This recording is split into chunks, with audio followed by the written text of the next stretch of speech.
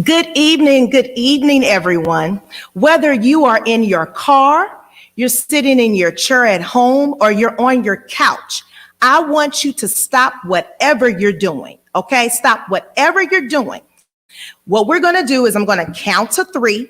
I'm going to say push play, and then I want you to get up. I want you to move your legs. I want you to move your arms, your back, your neck, and I want you to bob your head. Okay, everybody, I'm serious. I need full engagement. I need full participation in this activity. All right, everybody ready? 1, 2, 3, play. Let's move.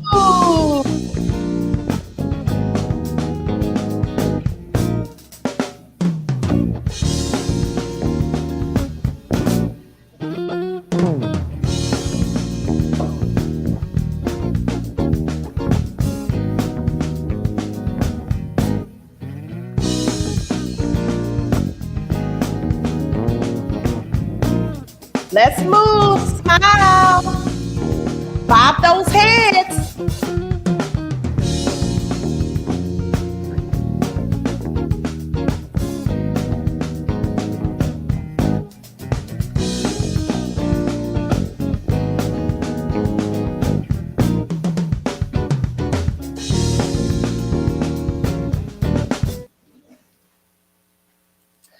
Woo! Wow. Okay, I don't know about y'all, but I feel a whole lot better. I feel so light. I really feel like the stress has been lifted off of my shoulders and off my neck. You know, first off, I want to say thank you, everyone, for participating. I'm sure even for the people that, have a problem with rhythm, I appreciate you guys giving me a moment to go ahead and participate. At least you bobbed your head or you got a chance to enjoy the music. You see, I started with music because sometimes you just need to sit back and dance and release from a stressful day. You know, studies have shown that when people listen to music, it can improve blood flow in ways that are similar to statins. It even lowers your levels of stress related to hormones like cortisol and ease the pain. And it can even improve post-surgery outcomes. You see, music can activate the neurochemical systems and brain structures associated with positive mood, emotion regulations, attention, and memory in ways that promote beneficial change. And this is according to Kim Ines, who is an epidemiology professor at West Virginia University School of Public Health. In 2003, there was a study conducted by the New England Journal of Medicine researchers at the Albert Einstein College of Medicine. Guess what? They discovered that dance could decidedly improve brain health. Other studies show that dance helps with reducing stress, increases levels of recognition and decision making. Dance also improves mood and certain cognitive skills. Let me tell you something. Never, ever, ever underestimate the power of music and movement. Listen, I know you might have had a long day and you may even have a long week, but I strongly encourage every single person to make sure that you turn on some music and you get to moving every single day because your very health depends on it. So, good evening again, everybody. This is the Did We Make Ourselves Clear podcast, and I am Summer Richardson, your lovely host for the day. This is by way of Kick, Push, Pull, and this is Election Clarity, episode number 2. I want to really thank everybody that watched episode number 1. We got a lot of great feedback. We really appreciate you guys logging on and resharing and everything. Thank you so much. It's always our goal to make sure we're providing everybody with the latest and up-to-date information. So thank you. Now, that being said, I got a heart-to-heart segment with you all. So pretty much every time you all see me or hear me on this podcast, you are going to hear me talk about leadership. John Maxwell, one of the leadership gurus in the business, he says that everything begins and ends and relies on leadership. You know what? I absolutely subscribe to that theory and that ideology. Everything really does begin and end and rely on leadership. No matter where you are in your personal and professional lives, it really does. You see, we've talked about leadership here on this podcast plenty of times, and we talked about how important it is to have leaders who are active, compassionate, understanding, selfless, and brave leaders in every single facet of our lives. But as it relates to this segment, we need those same attributes in leaders to run our governments, okay? So many times when you hear people discuss qualities of a great leader, attributes and things that you think of, you typically hear big buzzwords such as integrity, innovative, honesty, a visionary, strong communicator, a problem solver, decision-making skills, humility, emotional intelligence, resilient, and accountability. I agree. All of these qualities we look for in good leaders in every single industry, even in government. But I would say, let's take it a step further and let's examine a deeper look, because, the real situation is that there has been a severe disconnect, or if you will, separation between the government and our local communities. And this disconnect, or this missing piece, I have found was that it was a significant break in the level of trust. So I did a little research, which I like to do research, guys. And I looked at what the medical community defines as a break. So according to the medical news today, a bone fracture is considered a break. And a bone fracture is caused by falls and accidents. I'll repeat that again. So a bone fracture, which is really considered a break, it happens because of falls and accidents. And then the problem is that this fracture or this break continues to go unaddressed. And then it begins to develop into becoming shattered pieces. And then it becomes developed into a compound fracture, causing injury to overlying skin. So you say, Summer, what in the world has that to do with leadership and so forth and so on? You see, this slight fall or break in trust continues to go unaddressed. And then it causes injury to the overlying skin. And this slight fall or break continues to go unaddressed, and it spreads like wildflowers. And it becomes to shatter pieces, causing compound injuries, affecting entire communities. So you ask, is there a solution to this small break that is starting to become compounded and affecting entire communities? And the answer is absolutely. So according to the medical community, bone healing is a natural process. Treatment revolves around giving the bone optimum conditions to heal itself. So you know what this tells me? This tells me that when trust has been broken, having the right individuals in the right place with the strategic and transparent plan focusing on trust, that fractured bone can begin to heal. One of the fundamental qualities that identifies a great leader is trust. You must have a level of trust in every relationship, both personal and professional. You can have all these great qualities we talked about: honesty, integrity, resilience, emotional intelligence. But those qualities are meaningless if you cannot trust the person, the leader, the group, the company, or the organization. So Stephen Covey, MR, who is the son of the famous Stephen Covey, who wrote the wonderful book, The 7 Habits of Highly Effective People, his son wrote a wonderful book called The Speed of Trust. I guarantee you these are two books that you definitely need to make sure that you've read if you haven't already.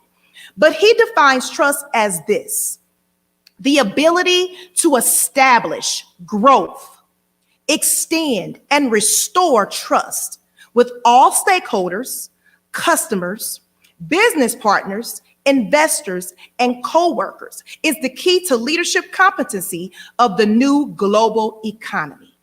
So as we get ready to prepare to vote in our local elections around the nation, especially here in Missouri, I want you to think about the leadership qualities we just discussed. And I want you to include the trust factor. And I want you to really think about any other essential leadership qualities that you feel that would determine a person to be a great leader in a governmental role. And I really want you to think about how this individual is going to be representing you, your families, and your community, your neighbors, and your spheres of influence. Because at the end of the day, you must continue to choose to love your neighbor as you love yourself. Now, let's talk elections. First, I want to take the time out to recap really quickly the March election and the approval voting process for those that didn't get a chance to catch episode number 1. And then we'll continue to move forward. So first things first, November 3rd, 2020, St. Louis City voters approved what was called Proposition D, or Prop D, which switched the regular primary city municipal elections to the nonpartisan approval voting system. So you say, Summer, what does that look like on a practical level? Well, first, voters were allowed to vote for many candidates in each race as they approved or liked. 2, each candidate no longer has a party affiliation next to their name. They were considered nonpartisan. 3, the 2 candidates with the most votes, they advanced to compete in a head-on race in the April 6th general election that's coming up. 4, the goal of this approval voting was it would provide alternative candidates with a more accurate measure of support.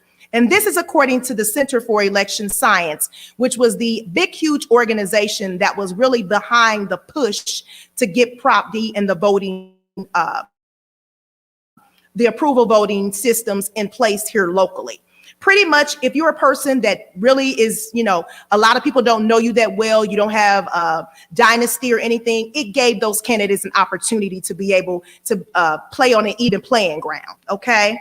And then last, in addition to St. Louis City, the only other election jurisdiction that uses approval voting nationwide is the Fargo, North Dakota election jurisdiction. And they implemented it in the June 2020 municipal election. So that is a quick overview and update on what voting, approval voting is. Now let's move forward. So the March 2nd nonpartisan primary municipal election. Let's talk about voter turnout. We discussed voter turnout thoroughly the last time on episode 1, and we talked about how the state of Missouri still really does need to work really hard to improve the voter turnout, specifically St. Louis City. So let's talk numbers. Some of you like data and numbers. I'm gonna give you the data and numbers. So for the March 2nd, 2021 nonpartisan primary municipal election, voter turnout was 22.14%. Yes, you heard me, 22.14%. Versus the last primary election that took place, which was 4 years ago, March 7th, 2017, we had 28.60% voter turnout. So we've had a little bit of decrease in voter turnout. Unfortunately, we still have a long way to go. We need to increase voter turnout tremendously. That is why I am here today. I challenge every single one of you. You see, here locally, the March election only took place in the city, but this April 6th general election is taking place statewide. I encourage and I challenge every single registered voter in the state to make sure they are voting in the April 6th election. It's not too late. You can definitely vote. Please make sure that you take everybody. It needs to be a family event, a trip. Call your coworkers, call your neighbors. Every single person in your household that's 18 and older should be in the car with you, okay? I want every single registered voter to participate and vote in this April 6th election. There is no excuse. Just like we tweeted and was on Facebook and on Instagram and Snapchat all year long last year during the presidential election, reminding people to make sure they vote, encouraging people to make sure that they vote. I want the same energy for this April 6th election. Things will never change unless we get more involved in our local elections. Whether you like what's happening or you dislike what's happening, you need to make sure that you're voting in the April 6th general election. Now, let's talk about registration. So the last day to register to vote for the April 6th election, it already passed. It was March the 10th. And so when I say the words last day to register for this election, I'm referencing if you've moved from one jurisdiction to another jurisdiction. So if you move from St. Louis City to St. Louis County, you're brand new to that jurisdiction. Or if you move from St. Louis County to St. Louis City, you're brand new. So the last day to register to vote for this election was March the 10th, 2021. But if you're moving from one St. Louis City address to another, you're fine. If you're moving from one St. Louis County address to another, you're fine. Whether that's Jackson County or Greene County or Kansas City, Missouri, you're fine. Either way, anytime you move, you need to make sure you send in your updated address. There's several ways to register. You can go into the Secretary of State's website and register. You can go into any of the social services locations or the DMVs and register. And you can even go to your local election jurisdictions and register in person. Now, because we talked about how important it is that you vote, let's talk about what's actually on the April 6th general ballot. So again, there is elections taking place throughout the entire state of Missouri.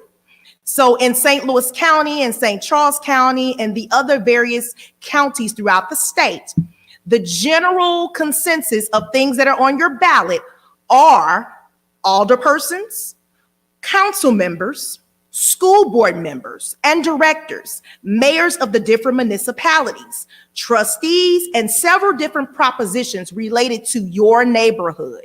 So again, if you need to know exactly what's on your ballot so you can make sure that you're prepared, I strongly encourage you to go ahead and make sure that you are logging on to your local election jurisdictions, making sure that you know exactly what you're voting on. Now, as far as St. Louis City, what we're voting on are the odd ward alderpersons, the 4th and the 12th ward alderperson, the comptroller, and the Board of Education. And so we're voting for 3 members for the Board of Education. We also voting on several propositions, which includes Proposition E, Proposition Y, and Propositions 1 through 5. So 1, 2, 3, 4, and 5. Okay? Now, let's talk a little bit about the propositions really quickly. All of the propositions only require a simple majority to pass. Again, all the propositions only require a simple majority to pass. Propositions 1 through 5, so 1, 2, 3, 4, and 5, are all related and affected by the Metropolitan Sewer District, or MSD. Not with propositions 1 through 5, they will not be impacted. Your financial pockets will not be impacted. It will not be any type of increase in a rate for your Metropolitan Sewer bill or your MSD bill at all. Specifically, propositions 1 through 5 in the city of St. Louis. Proposition Y, that is also a MSD proposition or a Metropolitan Sewer District proposition. Now that one will have an impact on your pockets, whether you vote yes or you vote no. Now, Proposition E, which deals with the city's earning tax, which is required that we vote every 5 years by state law. It is applied to those who live and work in the city. Again, for those that live and work in the city. It also makes up over a third of the city's general revenue budget. Now, I know I just mentioned a bunch of propositions that'll take place, and I also talked about all the different things that even the different municipalities throughout the state of Missouri will be voting on. I know a lot of people are like, okay, well, where can I find this? So a great resource that you can utilize that is nonpartisan is the League of Women Voters website, which is www.vote411.org. I'll repeat it again. It's the League of Women Voters website, and that is www.vot411.org. It is a wonderful resource. Again, it's nonpartisan. It will take the time out to break down all of the propositions that I just mentioned. These propositions sometimes can be very confusing.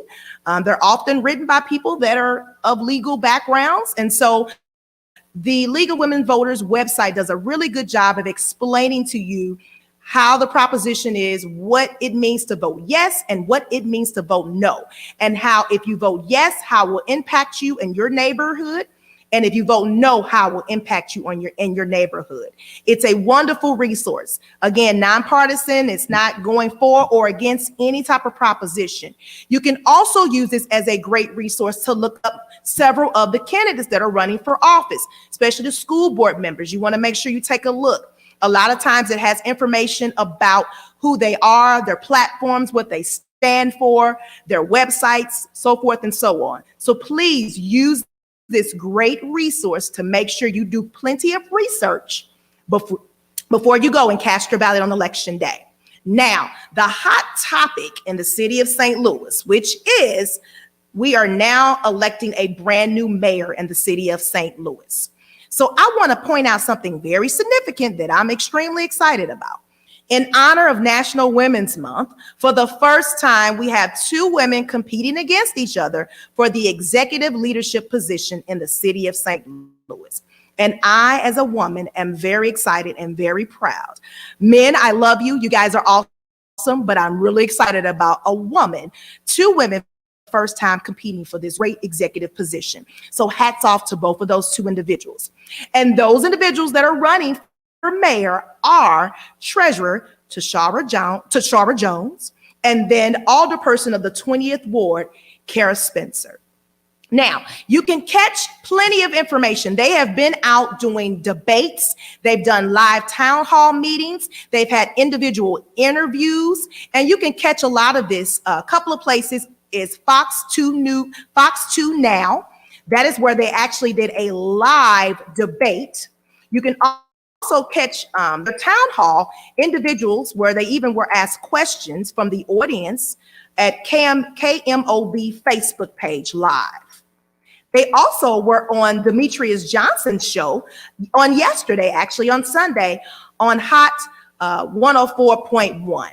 So those are just some of the places that you can catch several interviews, debates that they did live. Again, Fox 2 Now. You can catch Facebook Live on KMOV. And then you can also catch them on the Demetrius Johnson show that they were on Hot 104.1, and that just took place yesterday. So make sure you're taking a look to see, and make sure you're looking at the debates and the town hall meetings and the individual interviews. So let's talk about the responsibilities of the mayor. Now, it is the city's chief executive officer. Second, they have the power to appoint major department and bureau heads, members of the city boards and commissions. They do not have a vote in the board of aldermen, but they can veto ordinances. They serve a 4-year term, and 22 city departments are under the authority of the mayor. They also serve as a member of the Board of Estimate and Apportionments, which is ENA, which controls and sets the city budget and ceiling. So let's think about that. That is a extremely serious job. There's a lot of things that they're responsible for. So again, it is important that we come out April 6th to vote in not only the mayor, but also all the other positions that we just talked about. So let's talk about some of the hot topics or challenges that the mayor will be walking into. I would say that they would have to deal with within the first 30 to 60 days. One, public safety. Crime is considered one of the number one issues here, especially in the city of St. Louis. Then there is the recent information where Judge Jimmy Edwards, who is the director of the public safety department, he is stepping down. So the mayor will be responsible for appointing someone to replace him or maybe not replace. Then there is the police department. As far as we know, we are 150 police officers short in the city of St. Louis. Then there's been talks about maybe the reorganization of the police department. Then there's been conversations about the relationship between the police department and the prosecutor's office. And also the relationship between the police department and just the community as a whole. The other hot topics or challenges are city growth and development, i.e. North City development, and even the segregation issues in St. Louis City, specifically north of Delmar. Tax incentives, the workhouse, COVID-19, the overall response, the decision of how we're going to reopen, and even the continuation of how to roll out the vaccines. And how we will spend the $500 million COVID-19 relief bill. Half of that we're actually going to receive in the month of May, and the remainder we'll receive at the top of 2022. Along with that, we will be condensing 28 alderpersons down to 14. We've got redistricting and drawing of the boundary lines. So I would say that the mayor, along with the rest of the individuals that will be placed in office, will have an extreme impact on what the city of St. Louis will look like for the next 10 to 15 years. So you tell me, is it important for you to vote April 6th? Absolutely. Now, let's talk absentee. Similar to the March election, we no longer have the absentee COVID-19 reason or the mail-in ballot reason. Those things were, they expired the end of December 2020. So now we return to our regular scheduled original absentee reasons. And they are, you're absent on election day, you're incapacitated or confined due to an illness or disability, including a caregiver, religious belief or practices, employment as an election authority. This does not apply to campaign workers. Being incarcerated, provided all qualifications for voting are retained. So if you're incarcerated, but you have not been convicted, you have the legal right in the state of Missouri to cast your ballot. The certified participant in the address confidentiality program, which is a program called Safe at Home that was established and ran by the state of Missouri. And that deals with individuals that may have been involved in any kind of domestic violence situations. So absentee in the city of St. Louis began March the 15th. Now this portion does apply to the entire state of Missouri. The last day that you could request an absentee ballot was March the 24th. The last day that you can vote absentee in person is April the 5th. So you ask, Summer, do we have satellite locations? Absolutely, of course we do, both in the city of St. Louis and in St. Louis County. Now, absentee satellite locations in the city actually open up tomorrow, March the 30th, and it goes through April the 5th, which is the Monday before the election. Now, I'm going to give you the dates, times, and locations. Do not worry about memorizing this information, because what you're going to do is you're going to log on to the St. Louis City Election Board website to make sure that you find out and you select the portion that talks about absentee and satellite voting. So again, absentee for the city of St. Louis opens up tomorrow, which is March 30th, and it goes through April the 5th. The hours are from 10 to 4 p.m. We are not open on Saturday or Sunday at satellite locations. The locations are Better Family Life, which is 5415 Page. The other location is Immaculate Heart of Mary Church, which is 4092 Blow Street. Again, you don't have to worry about memorizing this information because you're going to log on to the St. Louis City website to make sure that you select satellite absentee locations. And then you can always vote at the St. Louis City Election Board headquarters. And we're located at 300 North Tucker.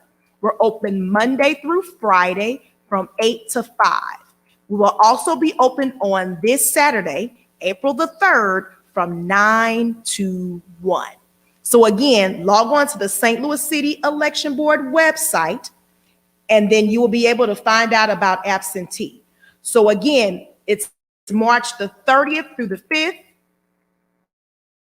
and it's from 10 to 4. So St. Louis County, they also have satellite locations available as well. They opened up March the 25th, and they will run all the way through April the 5th. Now, their times and days are Monday through Friday, 8 a.m. to 4:30 p.m. They are open on this Saturday, April the 3rd, from 9 to 1. And then they're open on April the 5th from 8 to 5. Now, again, you don't have to worry about memorizing this information because you're going to log on to the St. Louis County Board of Election website and be able to find the information that talks about satellite locations. So locations for St. Louis County are St. Louis County Library, the North County Recreation Complex, South County Government Center, and the West County Government Center.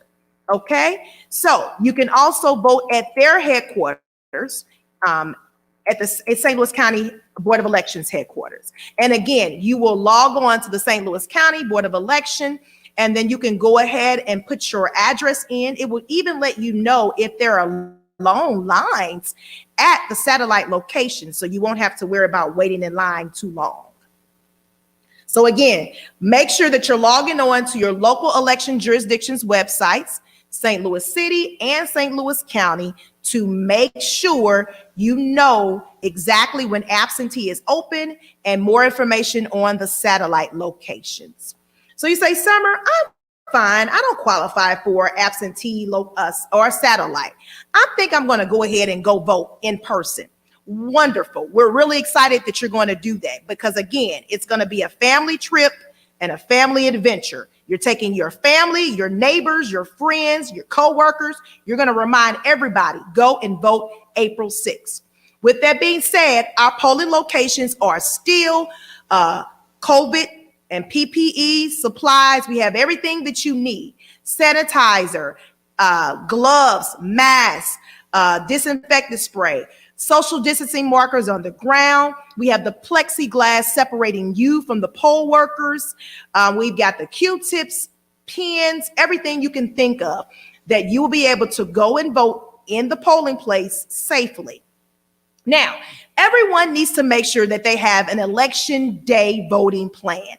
I don't care if it's a small election or a large election. You need to always make sure you have an election day plan. So first things first, you are going to check your registration. So you'll log on to your local jurisdiction's website and you will check and make sure that you are registered to vote.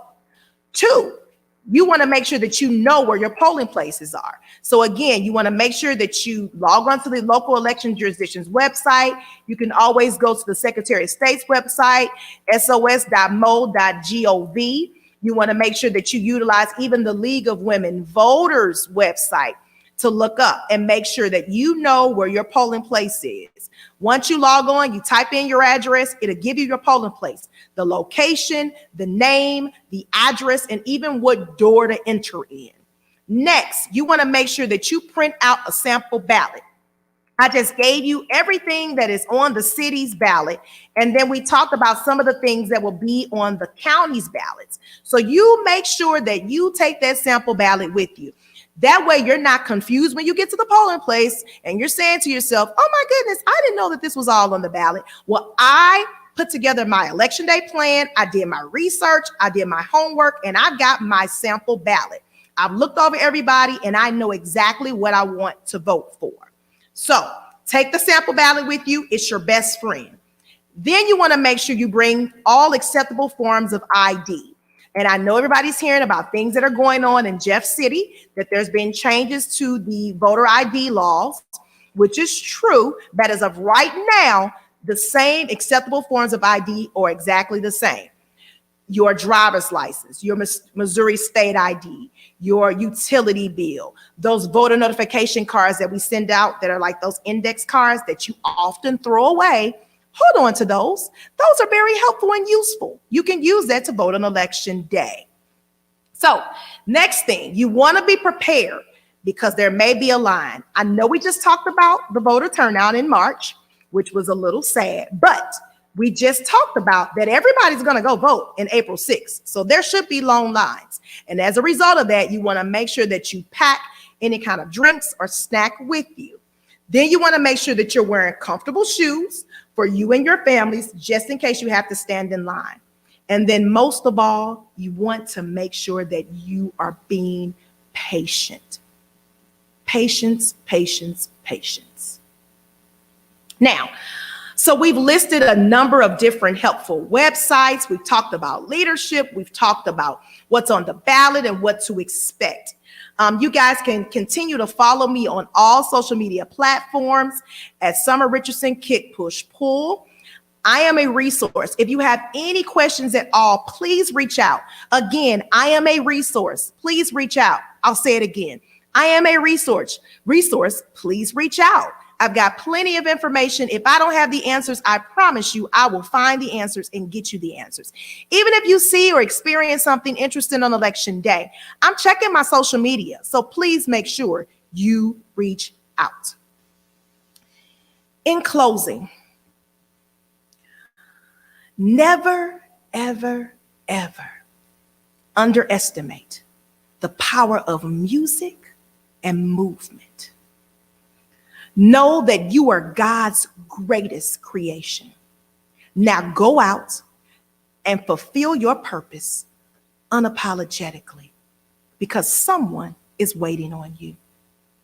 I hope that you experience God's joy, love, and peace.